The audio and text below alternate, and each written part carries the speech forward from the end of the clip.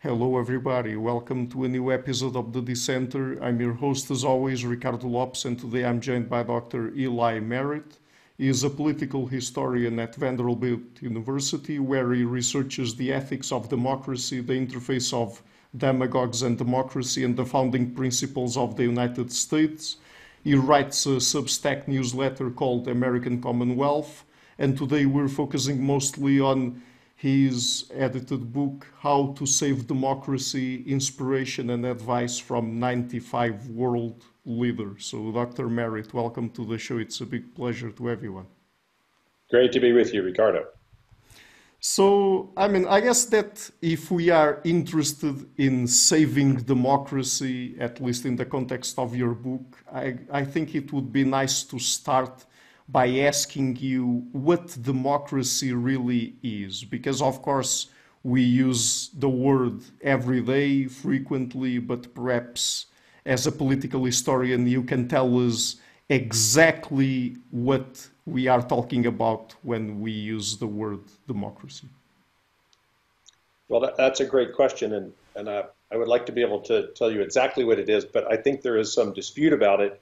But let me tell you what's so wonderful, that not only are you leading off with that question, but you're asking that question at all, because for this book, How to Save Democracy, and my recent history book, Disunion Among Ourselves, I probably in the past year have done probably 40 or 45 interviews and podcasts, and no one has asked me that question exactly the way you did, so simply, what is democracy? And the reason I'm underscoring this is so important is I really do think that after the troubles that we've had in our constitutional democracy in the past 10 years, this is the fundamental question we need to be asking. We need to go back to the drawing board and make sure we understand what democracy is. So in answer to that question, I'll start, and we can continue the conversation. I'll start by saying, let's imagine that democracy is a house, and that underneath that house are four cornerstones.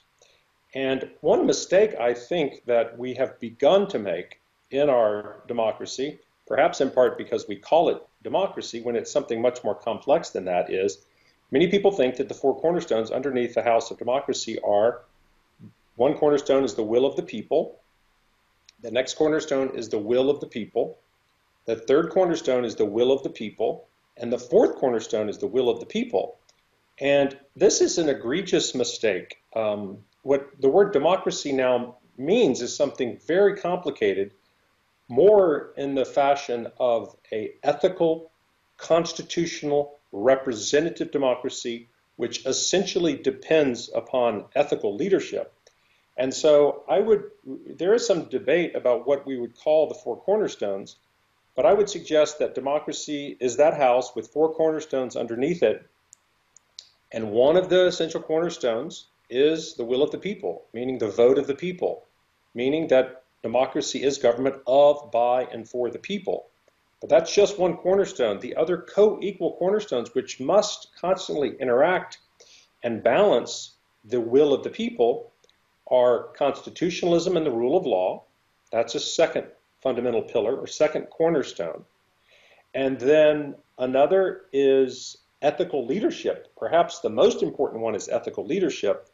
And then a fourth I would name that I think we really need to begin to talk about every day, 24/7, is checks and balances.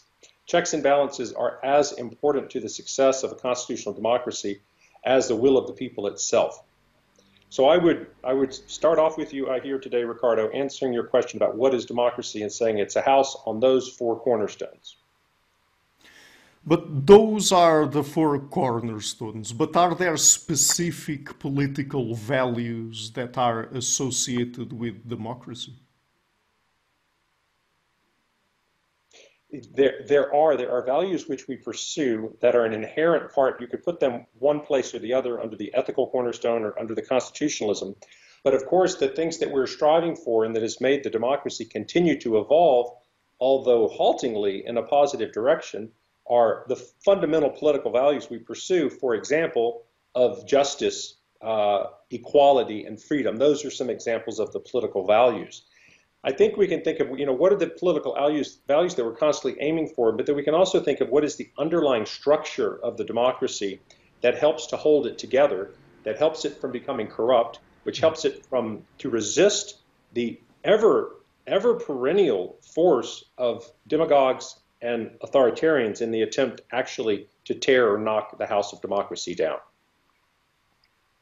And what would you say are perhaps the main virtues or strengths of democracy? Because, of course, since we are talking here about saving democracy, later on in a bit we're going to get into some of perhaps the flaws and weaknesses, but to start with the strengths here. Perhaps. The strength or the virtues, yeah. Yeah. I think so many. We can discuss a few of those. And again, to describe a little bit more what this, a book is, How to Save Democracy, Advice and Inspiration for 95 World Leaders, I'll say that I put this together about a year ago, a little over a year ago, after the first Summit for Democracy organized by Biden and Harris. And their predominant reason for organizing the Summit for Democracy, which was attended by a little over 100 leaders, I think was to try and create a global sense of unity and a discovery of what the global values of democracy were. And certainly that was the case, but I took particular interest in this, again, first Summit for Democracy and also the second one, but this book is based on the first one.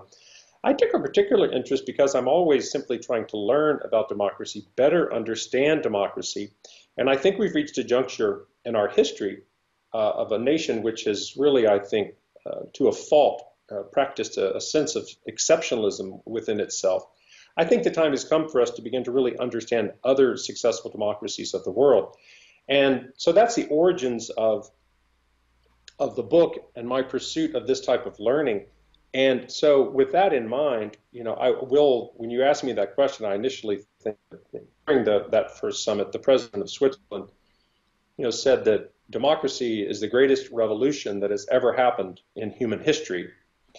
And so why is democracy so fundamentally important as a form of government as opposed to the other forms of government? One is that it supports the autonomy and self-actualization and freedom of human beings more than any other form of government. Certainly, when it's working well, it is a form of government which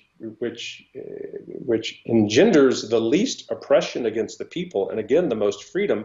And critically, it is a system that, again, when functioning successfully, certainly dissent, the name of your podcast is The Dissenter. Dissent is a fundamental part of what democracy is, but that dissent rarely tips over into actual violence. So it is the most nonviolent form of government that is available to us as well. So those are some examples of what are the virtues of democracy. And I'm also reminded in describing that I think it was just in the past couple of days that Merrick Garland was on 60 Minutes.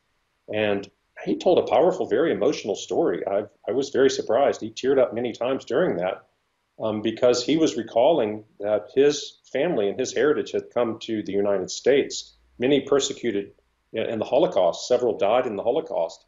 And so what he emphasized was this is the form of government, and our particularly American democracy is the form of government which has offered people protection from oppression, and of course the worst type of oppression, which is loss of life or death.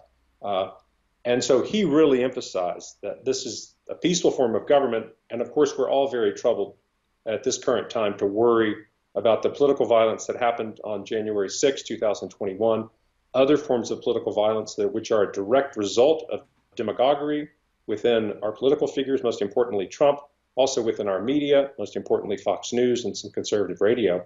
So we have to get back to civil discourse and begin to mitigate the real dangers of demagoguery. People think demagoguery is just kind of loudmouth political, but it is a very dangerous thing. Speech of violence precedes violence. Yes, and we're going to address some of the perhaps biggest current threats to democracy that we are experiencing nowadays. But tell us perhaps a little bit more about what you consider to be the biggest flaws and weaknesses of democracy. Well, I'm glad you bring that up because that takes me straight to my area of greatest research and writing, mostly public writing. A lot of op-eds in the Los Angeles Times, one op-ed in the New York Times, Chicago Tribune, and others. If you'd asked me this question 20 years ago, what is one of the greatest weaknesses of democracy? I would have said, inefficiency. Democracy is filled with checks and balances. It's designed, when designed well, to prevent abuse of power. And so we have so many, even just look at our government with two branches of legislature, which have to balance one another, and there are checks on one another.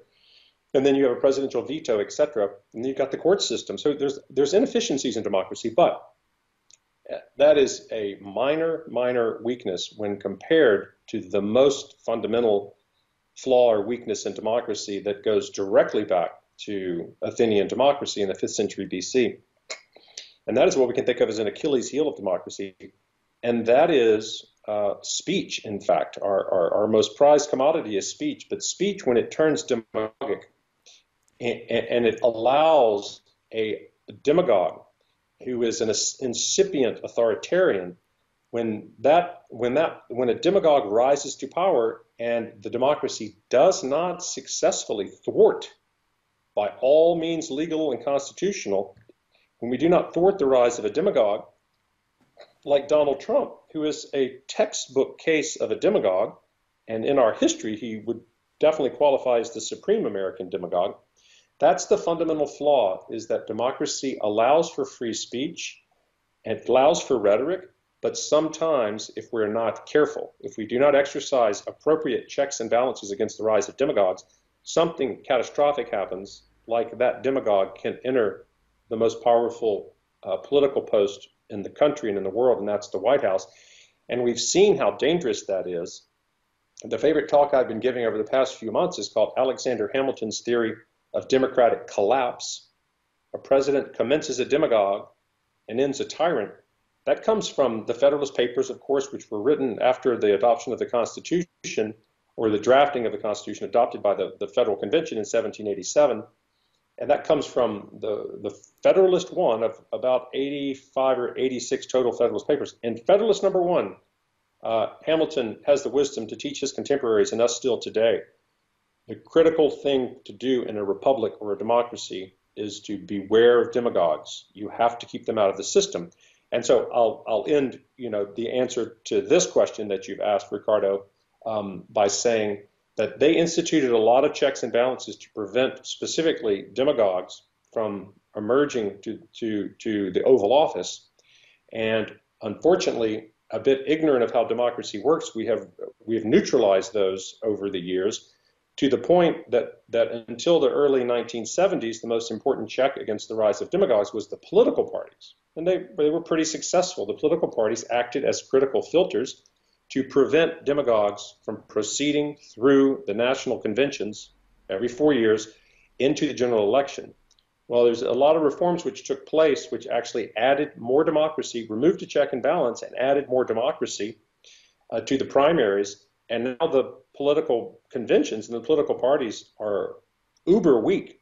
They do not have the power to stop a demagogue from being nominated in their conventions because they have decided simply that whatever plurality that a candidate like Trump receives in the states crowns him or her, in this case him, to be the nominee. So you can become the nominee of a political party in the United States now if you're Stalin. You can be a demonstrated tyrant. You can be a demonstrated authoritarian demagogue, which by now, with no malice towards Trump, I'm just describing him as a political actor. He is an authoritarian demagogue. So he's going to emerge again because we have a very flawed democracy, because we have not had the wisdom to really understand that we must maintain always safeguards that prevent demagogues from emerging to power in parties and then into, most critically, the general election of the presidential election every 4 years. But do you think that some of that lack of safeguards is something intrinsic to democracy and is always something that will be there, ever present, or it is just the way that some of our flawed democracies have been set up? Yeah, that's a great question. And the answer to that, based on my understanding from my reading experience and also from that of others, is the fact of demagogues and demagoguery is an essential part of the democratic process.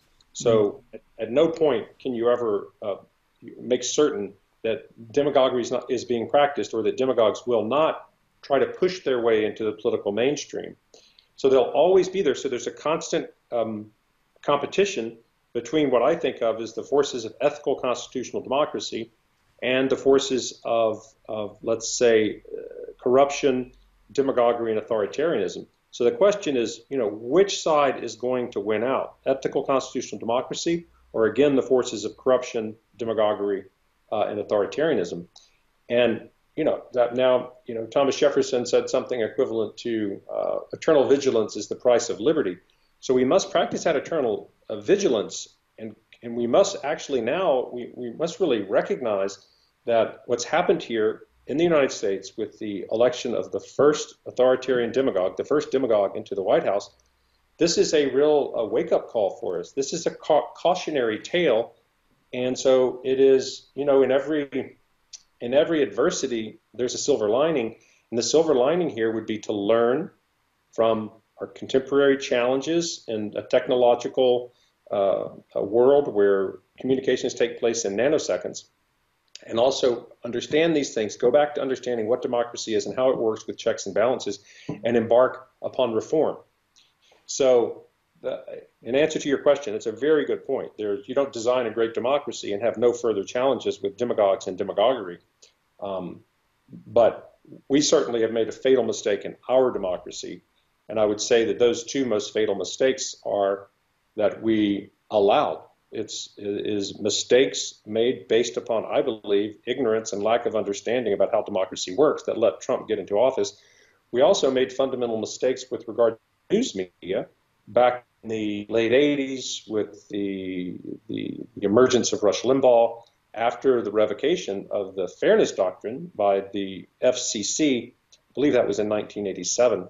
So codes of ethics and ethical behavior by the watchdogs and fundamentally important democratic institutions is essential. You can't have a dog-eat-dog laissez-faire democracy. You can't have it. It just will fail.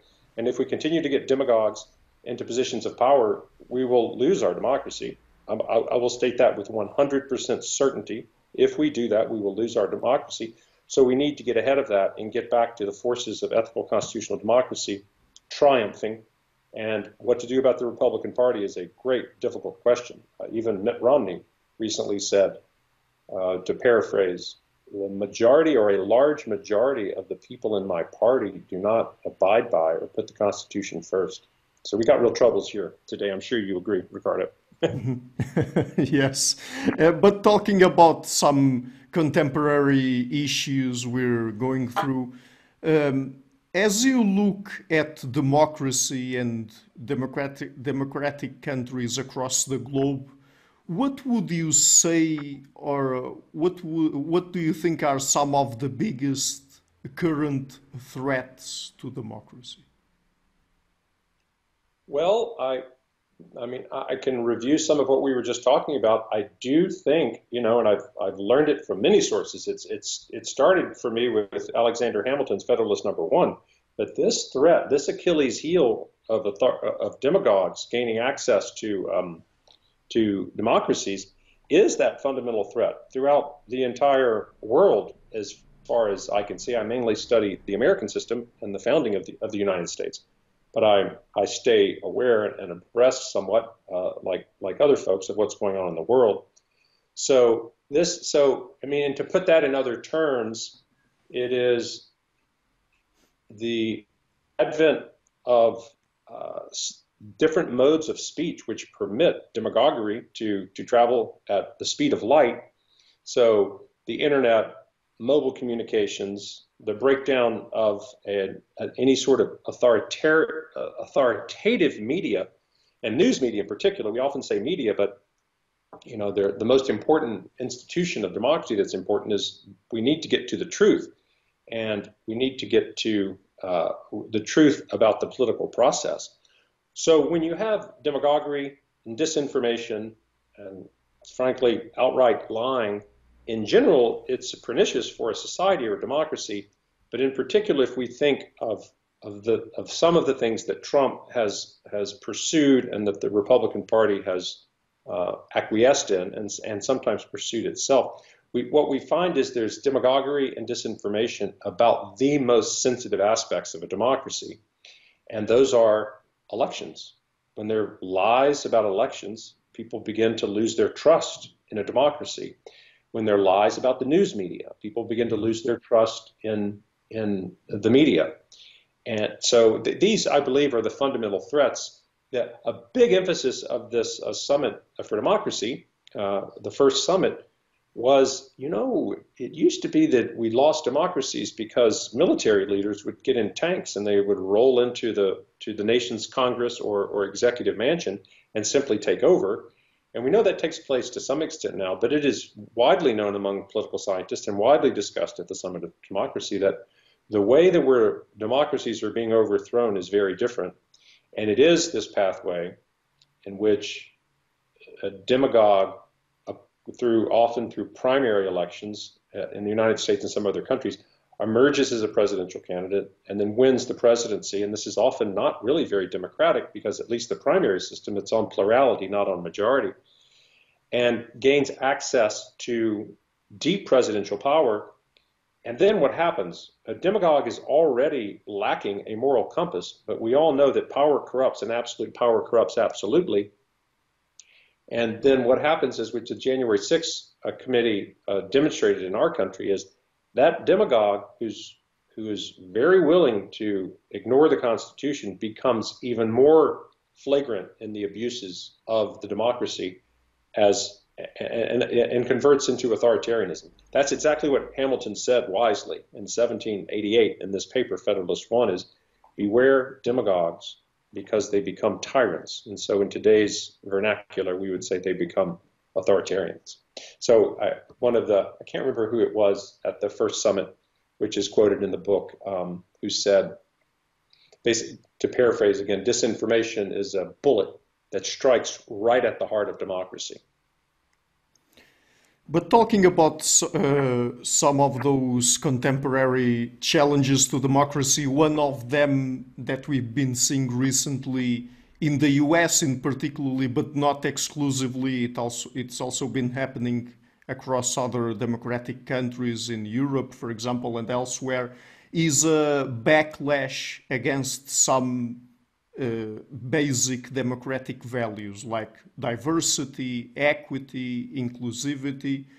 How do you look at this? Where do you think it comes from, and how worried should we be about it? Well, I view the advancement of the progressive causes over the past 10 or 15 years, perhaps something that's been doubly troubling and causing more backlash than normal to conservatives. And that's conservatives are generally against progress of the nature that is discombobulating to them. It's happened so very fast. I do think that change is happening at a more rapid pace than it has in the past, and causes are being advanced much more rapidly and perhaps much more loudly than they have in the past as well. And so progress is really one of the aspects that constitutional democracy is all about, progress. And it's all about advancing rights. It's all about equality. And so a lot of these causes you described with diversity, equity, and inclusion, it's a source of progress that's being pushed hard and fast. And I think the other side, meaning conservatives, are reacting with backlash, as you have described. And that's, I would dare say that tension between progress and liberalism and conservatism and backlash is present since, I guess, just after the Neanderthals, when the first political societies were forming. So I think it's always there. It's a question of how it is handled and managed. Do we get to hyperpolarization, where with the help of Trump and demagoguery over the past 10 years, we develop, as you know, and your listeners understand too, that the opposing sides, the liberal side and the conservative side, begin to consider one another to be mortal enemies, rather than in a best case scenario, colleagues who have ideologies with which I significantly disagree, but we understand that one fundamental aspect of democracy, we could perhaps people can name it as a cornerstone, is compromise. So when folks have relationships and they recognize that the way we settle our differences is through peaceful compromise, then you get to an outcome, as we all know in negotiation and compromise, where neither side is completely happy, but at least we're experiencing an advancement or movement forward with regard to settling the challenging political and economic issues that a government has to settle. So another kind of question I would like to ask you now is, so we've been talking about the strengths and weaknesses of democracy and some of the contemporary challenges to it. How is democracy maintained? How is democracy maintained? Yeah. When you initially asked me that, I'm reminded of the Thomas Jefferson quotation I stated earlier, and that's, eternal vigilance is the price of liberty. So how is it maintained? It's a very complex dynamic, I believe, how it's maintained. First and foremost, I think citizens are educated about democracy, what democracy is, about the Constitution and what the Constitution is, about the essential nature of democratic dynamics like the separation of powers and checks and balances. And then, of course, the education can never start too early with parents and family members engaging young people in democratic processes, essentially from birth, going to the polls, joining civic societies. But then also when we get into school, it is well known and understood that education in basic civics and basic ethics and also history, the history of the world, but specifically the history of democracies and how they've worked and how they've not worked, and also examples of the opposite, which would be authoritarian regimes, oppressive regimes. Education in that way, I believe, and in history in particular, because history is one of our greatest teachers, K through college, I think, is quite essential. So one way we maintain that is to try and specifically educate the public, and most importantly, the voting public, not only in reading, writing, and arithmetic, but again, civics, ethics, and history. But that's only one thing. I will further state, though, that it is my belief that human beings are, no matter how well educated, are uniquely vulnerable to the influence of demagoguery and demagogues. And by that, I mean an individual who is not standing up and in the attempt to win political office and offering rational, although perhaps vehement and passionate discourse about what the policies should be and what policies that individual will pursue. And specifically also always putting the nation and the Constitution and oath of office and fundamental things we've learned, like the peaceful transfer of power, always above both the individual's ambitions and also the party's ambitions. And so human beings, the opposite of that demagoguery is when an individual, Donald Trump again is our greatest teacher in this, in the past 50 years, certainly, or the whole history of the country, of the use of fear-mongering, hate-mongering, stereotyping, and racist overtones, sexist overtones, using these baser elements of human communication and human nature in order to gain office. The sad truth is, as history reveals and the history of democracies reveals, is this tactic or strategy often works to gain attention and gain political power. So I don't think any amount of education, maybe that's an exaggeration, but I think realistically in our country, for example, there's no realistic amount of reform in education in civics and history and ethics starting K through college that could mitigate fully this tendency of human nature to succumb to a cult of personality, a cult of demagogue. So that takes us back to, again, how do we maintain democracy? those in leadership positions in particular must be educated about democracy. They must understand that democracy is, think of it as a layered cake, where there's one layer is this direct democracy or pure democracy concept where the people vote. The next layer is checks and balances. And then after that, you have another source of power that must be checked with checks and balances.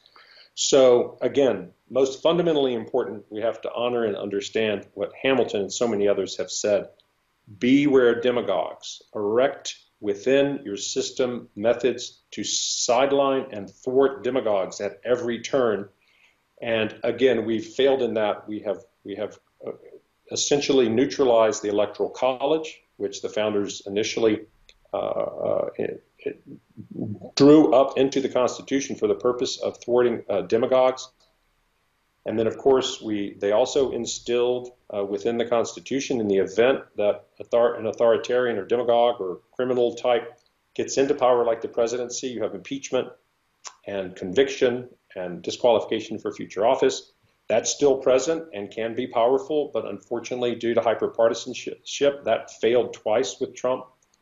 So all of these are ways to maintain democracy, and sadly, we have not. The last, of course, way to maintain democracy is the rule of law.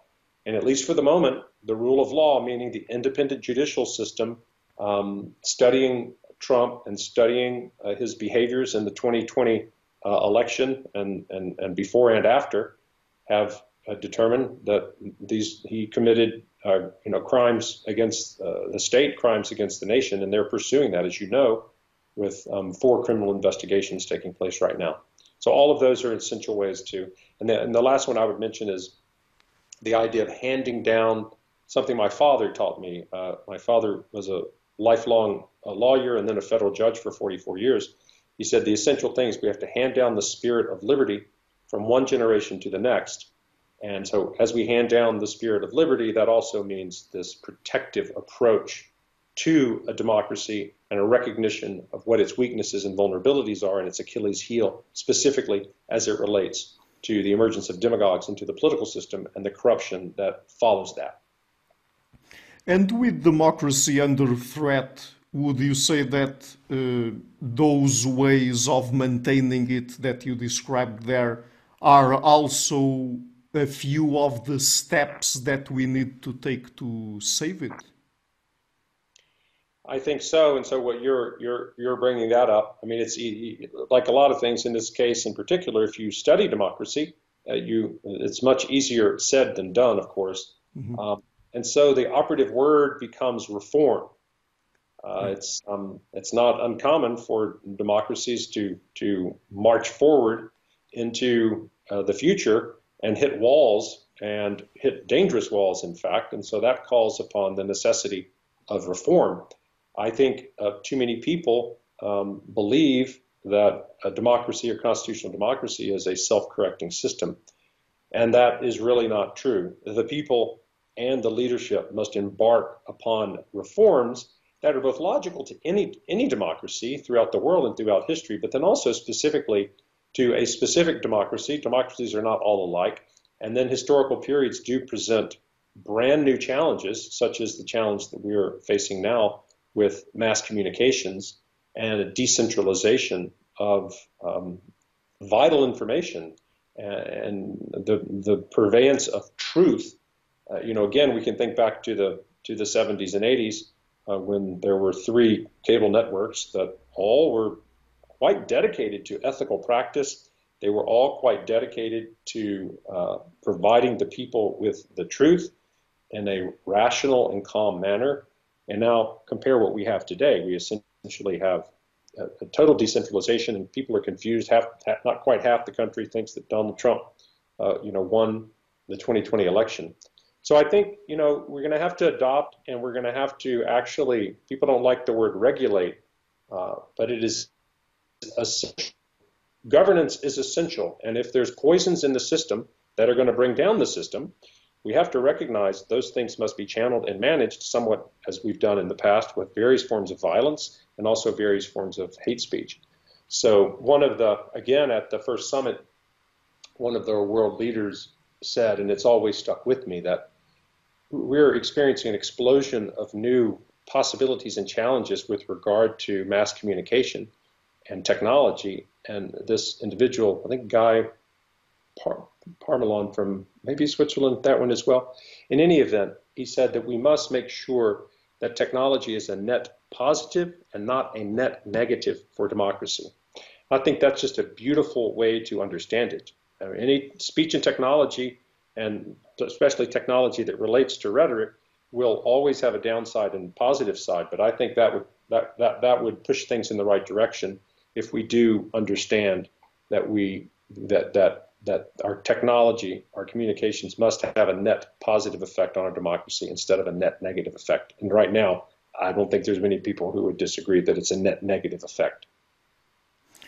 But some of the issues that we're dealing with are more systemic. They have to do with how democracy itself is set up. But do you think that we as citizens, as civilians, can also play a role collectively in saving democracy? And if so, in what ways?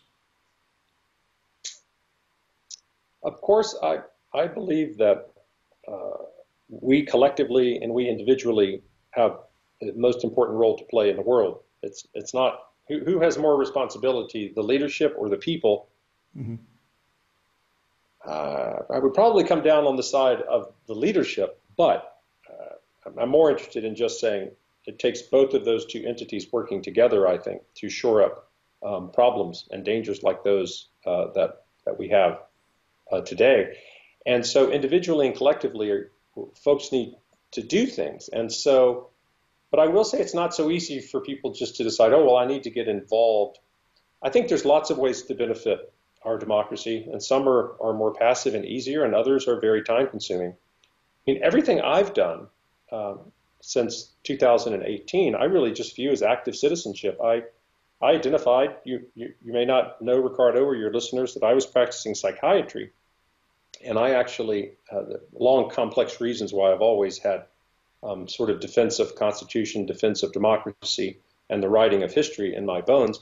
But I made a full pivot from the practice of psychiatry into these areas, really inspired's not the right word, but I'll say, inspired by what happened in the 2016 presidential election. So my active citizenship has been everything from the many op-eds that I've written since 2018 and putting together this collection of quotations, How to Save Democracy, putting together a really wonderful collection of essays. 6 or 7 are mine, but there's 23 others in there by other people that are truly excellent. And that's called The Curse of Demagogues, the Lessons Learned from the Presidency of Donald J. Trump. All of this is my active citizenship. So, but if folks are wondering what they can do individually, I would say, and there's a sense of either inertia or ambivalence, it's enough to just begin to learn about democracy. Just other people will describe the 4 cornerstones of democracy or the essential elements of democracy perhaps differently from my own. But once I think citizens build in their mind their own sense of what democracy is, what the house of democracy is, and what your 4 cornerstones are. I know someone who thinks that one of the 4 cornerstones must be women's rights, and so that's fine. And so get behind that. I think the way to begin, perhaps, to get active in the defense of our democracy is really to study it first and develop your own working model of what democracy is and what it needs to be, and then perhaps a person can find their way in there. And I would just, again, insist that what democracy is not a house with the 4 cornerstones and they all are the will of the people. This idea of direct, pure democracy, the Athenians practiced that, and it only lasted 100 years, and it ended in absolute disaster at the hands of demagogues and tyrants. The Romans had a much more complex system with more checks and balances, and their system lasted 500 years. Our system, which is replete with checks and balances, has been historically, has now lasted 250 years. So I think that a healthy future will, again, depend upon restoring checks and balances, and most fundamentally, ethical leadership. And as I bring that up, I'll share another, really, I think one of my favorite primary source inspirations in all the history I know, it's James Madison. He wrote one of the Federalist Papers too. This one is 57, and I'll paraphrase him. It's just very revealing. He said, the essential aim of a constitution, a political constitution, he said, this is amazing. The essential aim of all of this complexity that we create around government and elections is to elevate to office. He didn't use the word ethical, but he said those who will promote the good of the society. So he really means the principal aim of a democracy is to get ethical leadership in place where those leaders have personality types that are more self-sacrificing, that they're not simply pursuing power for power's sake and their own sake. They're actually, sure, they can be ambitious. They can love to see themselves in the limelight in the newspaper and on CNN and in the news stations, but that have a built-in personality and understanding of what their job is, in this case, in the presidency, and that is to honor the Constitution. That is to honor the peaceful transfer of power and the oath of office and our democratic values and principles. So that's very revealing to understand that at least one very wise constitutional thinker, James Madison, said, you know what all this is all about? Finding the best systems to get ethical people into power, and then even for those most ethical people, have checks and balances because they might themselves get corrupted by power, and if they do, we need to move them out and replace them with a new set of ethical leaders. So let me ask you just one last question then. If we are really interested in saving democracy, is it enough to try to do it on a country level that is worrying just about democracy in our own countries?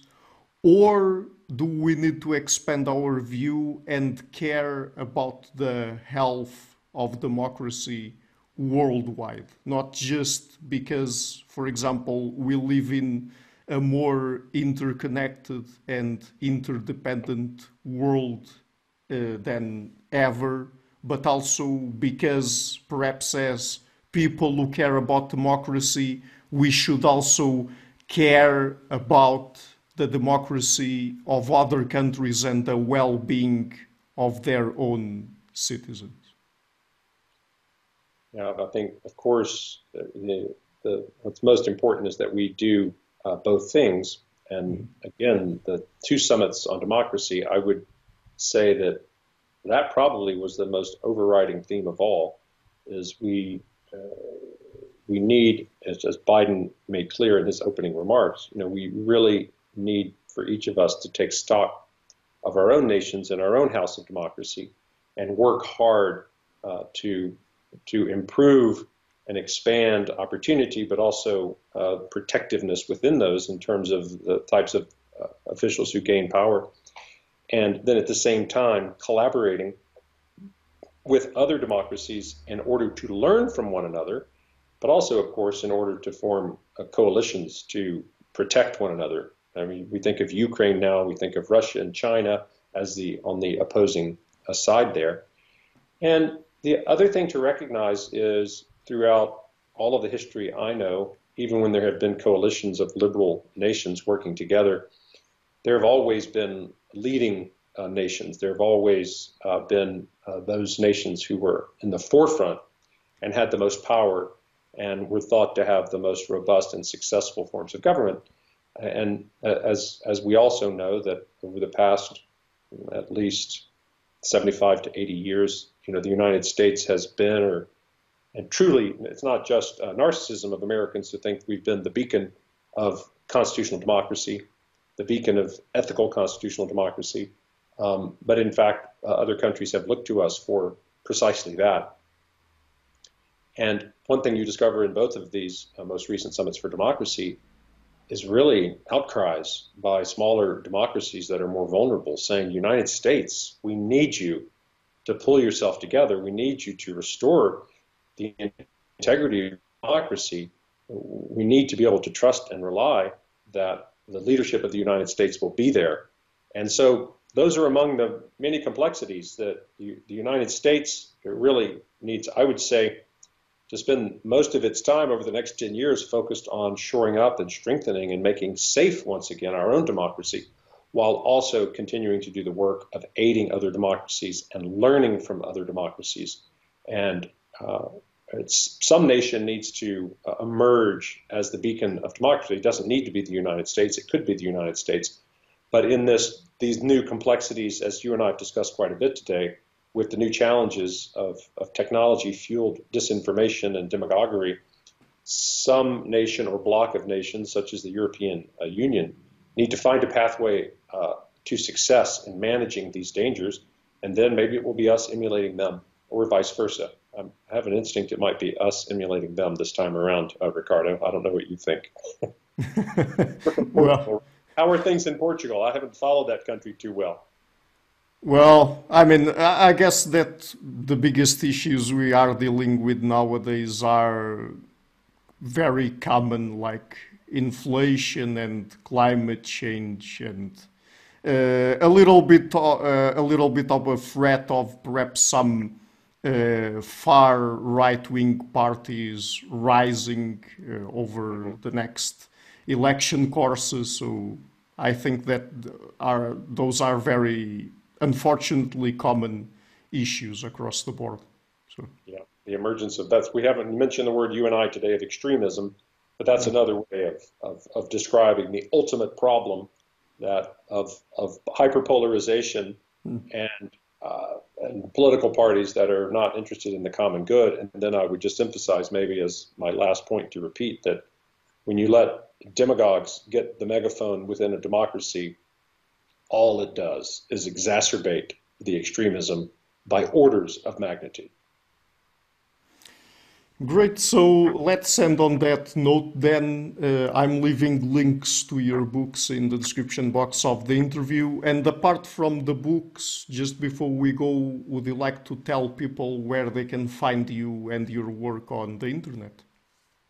Yeah, I have a website, but I think folks might be most interested in, for a little over a year, I've had a Substack newsletter called American Commonwealth, in which I write about the challenges to our democracy and some solutions to them, some of the things we've discussed today. And I normally don't write more than 3 or 4 a month. I've recently been writing a little less than that because I have been academically busy and also transitioning myself geographically from San Francisco to Nashville, Tennessee. So, but it's easy to sign up there. There's no charge, and you can follow what I'm writing and also give me feedback if you wish. Great. So, Dr. Merritt, thank you so much again for taking the time to come on the show. It's been a pleasure to talk to you. Great. Thank you, Ricardo. Pleasure to speak to you. Hi guys, thank you for watching this interview until the end. If you like what I'm doing, please consider supporting the show on Patreon and PayPal. The links are in the description down below. And also please share, like and hit the subscription button. This show is brought to you by Enlights Learning and Development Done Differently. Check their website at enlights.com. I would also like to give a huge thank you to my main patrons and PayPal supporters: Perga Larsen, Jerry Muller, Hans Frederick Sunde, Bernardo Seixas, Olaf Alex, Adam Kessel, Matthew Whittingbird, Arno Wolf, Tim Hollis, Eric Alenia, John Connors, Philip Force Connolly, Dan Demetrio, Robert Windiger, Rui Inácio Zup, Marco Neves, Colin Holbrook, Simon Columbus, Phil Kavanagh, Michael Stormer, Samuel André, Francis Forte, Tiago Nunes, Fergal Cusson, Hal Herzog, Nuno Machado, Jonathan Librant, João Linhares, Stanton T, Samuel Correa, Eric Hines, Mark Smith, João Eira, Tom Hummel, Sadus France, David Sloan Wilson, Yacila Dez Araújo, Romain Roach, Diego Londonho Correia, Anik Punta, Radana Rosmani, Charlotte Bliss, Nicole Barbaro, Adam Hunt, Pablo Stazewski, Alec Bach, Guy Madison, Gary G. Hallman, Sam Afzal, Adrian Yegi, Paul Tolentino, João Barbosa, Julian Price, Edward Hall, Edin Bronner, Douglas Fry, Franca Bortolotti, Gabriel Pons Cortez, Ursula Litsky, Scott, Zachary Fish, Tim Duffy, Sonny Smith, John Wiseman, Daniel Friedman, William Buckner, Paul George Arnaud, Luke Loaki, Georgios Theophanos, Chris Williamson, Peter Wolozin, David Williams, Diogo Costa, Anton Erickson, Charles Morey, Alex Shaw, Amari Martinez, Coralie Chevalier, Bangalore Atheists, Larry Dealey Jr., Old Herringbone, Starry, Michael Bailey, Dan Sperber, Robert Grassi, Igor N., Jeff McMahon, Jake Zool, Barnabas Radix, Mark Campbell, Thomas Dobner, Luke Neeson, Chris Story, Kimberly Johnson, Benjamin Galbert, Jessica Nowicki, Linda Brandon, Nicholas Carlson, Ismael Benzliman, George Coriatis, Valentin Steinman, Paul Crowleys, Kate Von Goller, Alexander Hubbard, Liam Dunaway, B.R., Masood Ali Mohammadi, Perpendicular, Jonas Hurtner, Ursula Goodenough, Gregory Hastings, and David Pinsoff. A special thanks to my producers, Isar Webb, Jim Frank, Lucas Stefaniak, Tom Vanagdam, Bernard Hugni, Curtis Dixon, Benedict Mueller, Thomas Trumbull, Catherine and Patrick Tobin, Giancarlo Montenegro, Alnick Ortiz, Nick Golden, and Rosie, and to my executive producers, Matthew Lavender, Sergio Quadrian, and Bogdan Kanivat. Thank you for all.